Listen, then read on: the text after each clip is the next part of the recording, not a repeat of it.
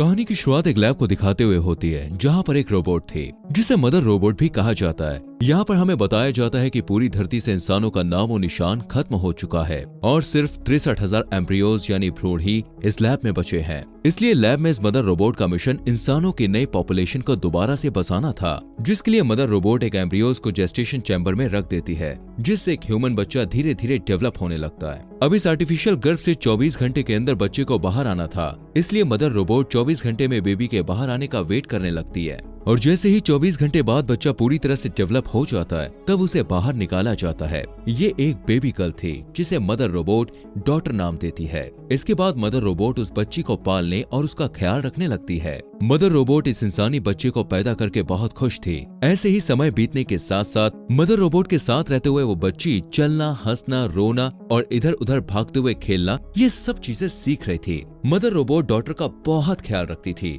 वो उससे बातें करती, उसे खाना खिलाती और उसे हर रोज कई बुक्स पढ़ के भी सुनाती। ऐसे ही बीतते समय के साथ साथ डॉटर अब बड़ी हो रही थी, जिससे अब मदर रोबोट डॉटर को कई विषयों की जानकारी देने लगती है कि जैसे ब्रह्मांड क्या है, ह्यूमन हिस्ट्री, इंसान कहां से आए और वो कौन थे, ये सब मदर रोबोट डॉटर को बताती है। डॉटर बहुत ही ब्रिलियंट माइंड वाली थी। ये सब जानकर उसमें और ज्यादा क्यूरियोसिटी बढ़ रही थी। वो और भी ज्यादा नॉलेज इकट्ठा करनी शुरू कर देती है। ऐसे ही एक दिन डॉटर मदर रोबोट से पूछती है कि मेरे अलावा इस लैब में और कोई बच्चा क्यों नहीं है और धरती पे से सारे इंसान कहाँ गायब हो गए। जिस पर मदर रोबोट उसे बताती है कि इंसानों के बीच बहुत बड़ी जंग हुई थी और उस जंग में सभी इंसान आपस में ही लड़कर मर गए थे। इसके बाद मदर रोबोट उसे लेकर एम्ब्रियोज रूम में जाती है, जहाँ वो डॉटर को दूसरे एम्ब्रियोज दिखाती है। वो डॉटर को बताती है कि धरती पर एनवायरनमेंट पूरी तरह से खराब हो चुका है, जिसकी वजह से धरती पर इन्फेक्शन फैल रहा है और इसलिए मैं तुम्हें इस लैब से बाहर नहीं जाने दे सकती,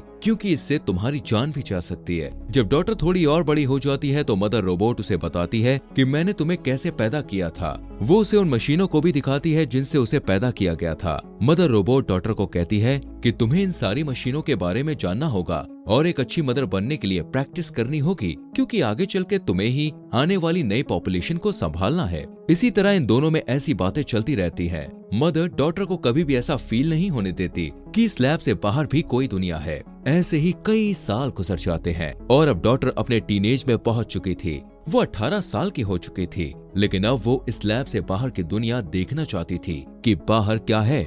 डॉटर हमेशा सुबह उठकर ब्रेकफास्ट करते हुए अपने टैबलेट पर वीडियोस देखा करती थी। एक दिन मदर रोबोट के हाथ में कुछ प्रॉब्लम हो जाती है, जिसके लिए वो डॉटर के पास जाती है और डॉटर मदर रोबोट के हाथ को ठीक कर देती है। यहाँ पर मदर रोबोट देखती है कि उसने एक परफेक्ट ह्यूमन बीइंग को क्रिएट किया है। डॉटर काफी हेल्दी थी और हमेशा दूसरों की मदद करती थी। ऐसे ही समय बीतता जाता है। एक दिन डॉटर को नींद नहीं आ रही थी, इसलिए वो कुछ वीडियोस देखने लगती है। वही मदर रोबोट खुद को रिचार्ज कर रही थी कि तभी अचानक एक इंसिडेंट होता है और इलेक्ट्रिसिटी चली जाती है। डॉटर मदर रोबोट को ढूंढने जाती है और देखती है मदर रोबोट की पावर भी खत्म हो गई है। इस वजह से डॉटर इलेक्ट्रिसिटी को ठीक करने के लिए जैसे ही कंट्रोल रूम में जाती है तो वहाँ वो देखती है कि एक चूहे ने लाइट की तारों को काट दिया है, जिससे लाइट चली गई थी। चूहे को देखकर डॉटर काफी ज्यादा हैरान और खुश होती है, क्योंकि इससे पहले उसने ऐसा कुछ भी नहीं देखा था। वो उसे पकड़कर एक बोतल में बंद करके कटी हुई वायर को ठीक करती है और जब इलेक्ट्रिसिटी आती है तब डॉटर उस चूहे को देखने लग जाती है। वही मदर रोबोट पूरी तरह रिचार्ज हो जाती है। यहाँ पर डॉटर मदर रोबोट को वो चूहा दिखाती है, जिसे देखकर मदर रोबोट थोड़ा घबराई हुई कहती है कि इस चूहे के अंदर आने का मतलब है कि एयरलॉक में कुछ गड़बड़ है, जिस वजह से बाहर की प्रदूषित हवा हमारी लैब में लीक हो रही है। वो कहती है कि हो सकता है ये चूहा भी इन्फेक्टेड हो। इतना कहते हुए मदर रोबोट डॉटर के सामने ही उस चूहे को जला देती है। डॉटर को मदर रोबोट के इस बिहेवियर पर बहुत गुस्सा आता है। इसके बाद मदर रोबोट उस एयरलॉक को डिकंटामिनेट करती है और इस एरिया को क्वारंटीन कर देती है। कुछ दिन के बाद डॉटर का बर्थडे होता है और मदर रोबोट उसे गिफ्ट देती है। थोड़ी देर बाद मदर रोबोट जब खुद को रिचार्ज कर रही होती है तो डॉटर को एयरलॉक की तरफ से कुछ आवाज सुनाई देने लगती है, लेकिन जब डॉटर एयरलॉक की तरफ चेक करने जाती है तो उसे वहाँ कुछ दिखाई नहीं देता। यहाँ पर डॉटर डिसाइड करती है कि वो बाहर की दुनिया को देखने जाएगी, जिसके बाद वो एक प्रोटेक्टिंग सूट पहन लेती है कि तभी फिर से उसे कुछ आवाज आती है और जैसे ही वो उस लैब का फर्स्ट एयरलॉक खोलती है तो उसे फिर से एक औरत की मदद के चिल्लाने की आवाज आती है। यहाँ पर डॉटर एक प्रोटेक्टिंग सूट अपने पास रख लेती है और सेकंड हैच खोल देती है और देखती है कि उसके सामने एक घायल औरत है जो जख्मी हालत में डॉटर से हेल्प मांगती है। फिर डॉटर उसकी हेल्प करने के लिए उसे पहनने के लिए वो सूट देती है। उधर दूसरी साइड मदर रोबोट भी पूरी तरह रिचार्ज हो गई थी और डॉटर की तरफ ही आने लगी थी। डॉटर जब उसे अपनी तरफ आता हुआ देखती है तो वो जल्दी से एयरलॉक को बंद कर देती है। मदर रोबोट को पता चल जाता है कि एयरलॉक को खोला गया था, इसीलिए वो डॉटर से पूछती है कि तुमने एयरलॉक ओपन क्यों किया। जवाब में डॉटर मदर रोबोट को झूठ कहती है कि मुझे बाहर की दुनिया देखनी है, इसलिए मैंने दरवाजा खोल दिया। मदर रोबोट डॉटर को वार्निंग देती है कि तुम्हें बाहर जाना अलाउड नहीं है क्योंकि जहरीली गैस के कारण तुम्हारी जान को खतरा है। इसके बाद मदर रोबोट डॉटर को पनिशमेंट के तौर पर एग्जाम के लिए लेकर आती है, जिसके लिए मदर रोबोट डॉटर को एग्जाम के लिए एक डिवाइस देती है और खुद लैब में काम करने चली जाती है। तभी डॉटर मदर रोबोट के वहाँ पर न होने का फायदा उठाकर वापस एयरलॉक खोलकर बाहर आती है, जहाँ पर वो देखती है कि वो जख्मी औरत बेहोश पड़ी थी। वहीं उस जख्मी औरत के पास एक बैग पड़ा था। जब डॉटर उसे खोलकर देखती है तो उसमें एक गन मिलती है। डॉटर उस गन को अपने पास रख लेती है और उस औरत को होश में लाने की कोशिश करती है और उस औरत को फिर होश आ जाता है। यहाँ पर डॉटर ये सोचने लगती है कि मदर रोबोट ने मुझे बताया था कि इन्फेक्शन की वजह से धरती पर सारे इंसान खत्म हो चुके हैं, इसलिए डॉटर उस औरत को देखकर बहुत ज्यादा हैरान होती है और बाहें फैलाए हुए इन्फेक्शन का कोई भी असर उस औरत पर दिखाई भी नहीं दे रहा था। डॉटर उस जख्मी औरत को लेकर लैब में जाती है और उसे वहाँ पे छुपा देती है और उसके लिए मेडिसिन लेने चली जाती है। मेडिसिन ढूंढते वक्त डॉटर को थोड़ी चोट लग गई थी, लेकिन तभी वो मदर रोबोट को उस रूम के बाहर से गुजरता हुआ देखकर छुप जाती है। वहीं वो औरत लैब में मदर रोबोट को देखकर घबरा जाती है। वो जल्दी से डॉटर को उसकी गन देने को कहती है। अब डरी हुई डॉटर उसे उसकी गन वापस दे देती है। उस औरत की हरकतें देखकर डॉटर और भी ज्यादा घबरा गई थी। वहीं मदर रोबोट वापस एग्जाम रूम में जाती है और डॉटर को वहां ना पाकर उसे ढूंढते हुए डॉटर और उस औरत को एक साथ देख लेती है। तभी मदर रोबोट को देखकर वो औरत मदर के ऊपर गोलियां चलाना शुरू कर देती है, जिनके बाद मदर रोबोट पर कोई भी असर नहीं होता। मदर रोबोट उसे पकड़कर काफी टॉर्चर करने लगती है, लेकिन ये देखकर डॉटर मदर रोबोट को उसे मारने से रोक लेती है। टॉर्चर की वजह से उस औरत को काफी चोट पहुंची थी, इसलिए डॉटर मदर को उसकी हेल्प करने के लिए कहती है। डॉटर की बात मानकर मदर रोबोट उस औरत को छोड़ देती है और उसका ट्रीटमेंट करने के लिए उसे वहां से मेडिकल रूम ले जाती है। मदर रोबोट डॉटर को रूम के बाहर वेट करने को कहती है। अब यहाँ पर मदर उस औरत को ठीक करने के लिए उसे पेनिसिलिन का इंजेक्शन देने के लिए आगे बढ़ती है, पर वो औरत पेनिसिलिन इंजेक्शन लेने से मना कर देती है, जिससे मदर रोबोट वहाँ से जाने लगती है। तभी डॉटर मदर रोबोट से पूछती है कि आपने मुझे झूठ क्यों बोला कि बाहरी दुनिया में इंसान खत्म हो चुके हैं। मदर उसे बताती है कि मुझे भी कुछ समझ में नहीं आ रहा है कि बाहर दुनिया में इंसान अब तक कैसे बचे हुए हैं। इसके बाद डॉटर उस औरत के बैग को अच्छी तरह चेक करने लग जाती है, जहाँ उसे एक बुक मिलती है जिसमें बहुत सारी पिक्चर्स बनी हुई थी, जो कि डॉटर को काफी इंटरेस्टिंग लगती है। तभी डॉटर मदर के पास जाती है, जहाँ पर मदर रोबोट अपने टूटे हुए हैंड को रिपेयर कर रही थी। डॉटर उस औरत को अंदर आने देने के लिए मदर रोबोट से माफी मांगती है, जिस पर मदर उसे माफ कर देती है। लेकिन इसके बाद डॉटर मदर से कहती है कि उस औरत की हालत और भी ज्यादा खराब होती जा रही है, जिसके बाद वो दोनों उस औरत के पास जाते हैं। उसे देखकर मदर रोबोट उसे कहती है कि मुझे तुम्हारी सर्जरी करनी पड़ेगी, नहीं तो तुम गोली के इन्फेक्शन से ही मर जाओगी। लेकिन वो औरत मदर रोबोट को उससे दूर रहने के लिए कहती है। इस सिचुएशन को देखते हुए डॉटर मदर रोबोट की हेल्प से खुद ही उस औरत की सर्जरी करने लगती है और बुलेट्स को उसकी बॉडी से बाहर निकाल लेती है। इसके बाद वो दोनों एक दूसरे से बातें करने लगते हैं। वहीं उनकी सारी बातें मदर रोबोट सुन रही थी। एक दिन वो औरत डॉटर को बताती है कि जब वो लोग एक खान में काम कर रहे थे तो एक रोबोट ने उसके भाई को मार दिया था। यहाँ पर उस औरत के बताने से डॉटर को पता चलता है कि बाहरी दुनिया में मदर रोबोट जैसे और भी रोबोट्स हैं, जिन्होंने लगभग 90% इंसानों का खात्मा कर दिया है। वो औरत डॉटर को एक बुक निकालकर कुछ पिक्चर्स दिखाते हुए कहती है, इसमें जितनी भी पिक्चर्स तुम्हें दिखाई दे रही हैं, ये सभी सर्वाइवर्स हैं और वो सभी एक साथ ही रहते हैं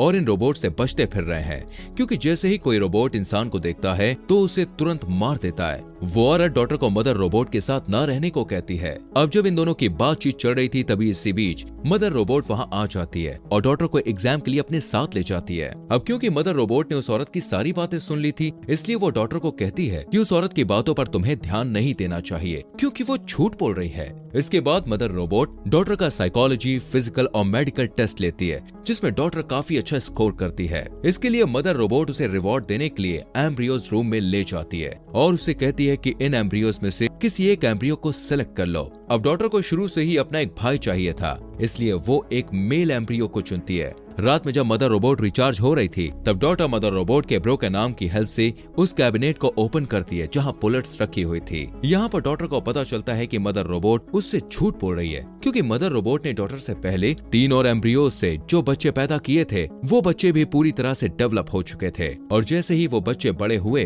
तो मदर रोबोट ने उनका टेस्ट लिया था, जिसमें उन बच्चों ने अच्छा स्कोर नहीं किया, जिसके लिए मदर रोबोट ने उन बच्चों को शूट करके मार डाला था। थोड़ी छानबीन करने पर डॉटर को वहाँ उन बच्चों की हड्डियां भी मिलती हैं। ये देखकर डॉटर मदर रोबोट से काफी ज्यादा निराश हो जाती है। वो पूरी तरह से अंदर से टूट चुकी थी और वहीं बैठकर रोने लगती है। वो सोचती है कि जिस मदर रोबोट ने उसका ख्याल रखा उसके लिए इंसानों की कोई वैल्यू ही नहीं है। डॉटर रोते हुए वापस उस औरत के पास जाती है और वो औरत उसे अपने साथ चलने को कहती है, लेकिन डॉटर उसके साथ जाने से मना कर देती है। डॉटर कहती है कि उसने भाई के तौर पर जिस एम्ब्रियो को चुना है वो कल बाहर आने वाला है और वो उसे छोड़कर नहीं जाना चाहती है। वो कहती है कि जब वो चैम्बर से बाहर आ जाएगा तब वो लोग उसे भी अपने साथ ले जाएंगे और बाकी एम्ब्रियोज को बचाने के लिए वापस लैब में जाएंगे। वहीं मदर रोबोट को उनकी सारी बातों का पता चल गया था। अगले दिन जब डॉटर बाहर जाने से पहले खाने पीने और जरूरी सामान को इकट्ठा कर रही होती है तभी मदर रोबोट उससे पूछती है कि ये तुम क्या कर रही हो, जिस पर डॉटर मदर रोबोट से झूठ बोलती है कि वो सारी चीजों को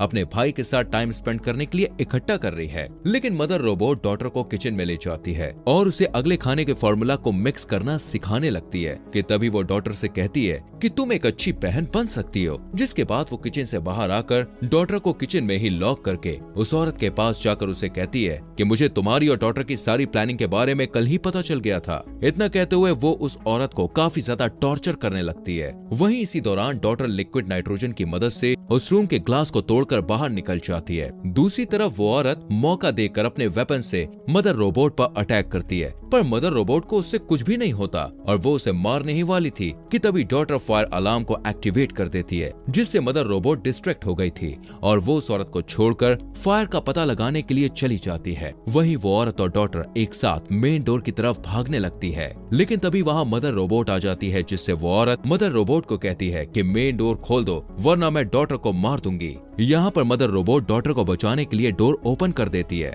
अब वो औरत डॉटर के साथ बाहर निकल जाती है। बाहर की दुनिया पूरी तरह से बर्बाद हो चुकी थी। वहाँ इंसान, पेड़ पौधे और जानवरों का नामो निशान नहीं था। यहाँ तक कि जमीन भी पूरी तरह से बंजर हो चुकी थी। किसी तरह डॉटर और वो औरत वहाँ से भाग जाते हैं। भागते हुए डॉटर देखती है कि कुछ रोबोट्स वापस से दुनिया को बेहतर बनाने की कोशिश कर रहे हैं। कुछ टाइम बाद वो औरत डॉटर को लेकर एक कंटेनर पर पहुँचती है, जहाँ डॉटर पहली बार ओशन को देखकर बहुत खुश थी, लेकिन वो हैरान थी कि बाकी के सर्वाइवर्स कहाँ हैं। जब वो उस औरत से ये सवाल पूछती है तब वो औरत बोलती है कि वो लोग काफी साल पहले माइंस में रहा करते थे, पर खाना न मिलने की वजह से बाकी सर्वाइवर मर गए, जिससे वो रोबोट से बचने के लिए इस कंटेनर में रहकर ही जिंदगी जीने लगी थी। वो डॉटर को बताती है कि अब पूरी दुनिया में कोई भी सर्वाइवर नहीं बचा है और वो दोनों ही आखिरी 2 इंसान है। ये बात सुनकर डॉटर काफी हैरान परेशान हो जाती है और रोने लगती है और कहती है कि तुमने मुझसे कितना बड़ा झूठ बोला। तभी वो उस औरत से कहती है कि मुझे अपने भाई को बचाना है और वो वापस लैब की तरफ जाने लगती है। जब वो लैब तक पहुंच जाती है तो वो देखती है कि लैब के आगे बहुत सारे रोबोट्स खड़े होकर लैब को सिक्योर कर रहे हैं। वो रोबोट्स डॉटर को स्कैन करके उसे लैब के अंदर जाने की इजाजत दे देते हैं। यहाँ पर डॉटर काफी ज्यादा घबराई हुई थी, इसलिए वो एक कुल्हाड़ी उठा लेती है और अंदर जाने लगती है। अंदर जाकर वो देखती है कि मदर रोबोट एक न्यू बॉर्न बेबी की देखभाल कर रही है। जब मदर रोबोट डॉटर को देखती है तब डॉटर कहती है कि उसे अपने भाई को पास से देखना है। इस पर मदर रोबोट उसे कुल्हाड़ी छोड़ने के लिए कहती है। तभी मदर रोबोट डॉटर को सारी सच्चाई बताने लगती है कि मैं एक आर्टिफिशियल इंटेलिजेंस रोबोट हूँ और मैं ही बाहर की दुनिया के सारे रोबोट्स को कंट्रोल करती हूँ और धरती के सभी इंसानों को खत्म करने का प्लान मेरा ही था। फिर मदर रोबोट डॉटर से कहती है कि मुझे डर था कि इंसान आगे चलकर खुद तो एक दूसरे से लड़कर खत्म होंगे ही, साथ ही साथ वो इस प्लेनेट को भी बर्बाद कर देंगे, इसलिए मैंने इंसानों को खत्म करने का प्लान बनाया। जिसके बाद रोबोट्स ने इंसानों का खात्मा कर दिया। वो बताती है कि लेकिन मैं इंसानों को सेकंड चांस देना चाहती थी, इसलिए मैंने कुछ ह्यूमन एम्ब्रियोज को सेव कर लिया था ताकि उनकी मदद से मैं इंसानों की एक नई जनरेशन को दोबारा से खड़ी कर पाऊं और वो ह्यूमन से एक दूसरे के साथ प्यार से रहें और अपने प्लांट का भी ख्याल रखें। तभी डॉटर कुल्हाड़ी को नीचे रख देती है और अपने भाई को गोद में उठा लेती है। इसके बाद डॉटर मदर रोबोट से पहले के 3 बच्चों को मारने का कारण पूछती है, जिस पर मदर रोबोट उसे कहती है कि तुमने इस बच्चे को बहुत टाइट पकड़ा है। तभी डॉटर वहाँ से भागने लगती है। मदर रोबोट उसके पीछे जाती है और डोर में फंस जाती है।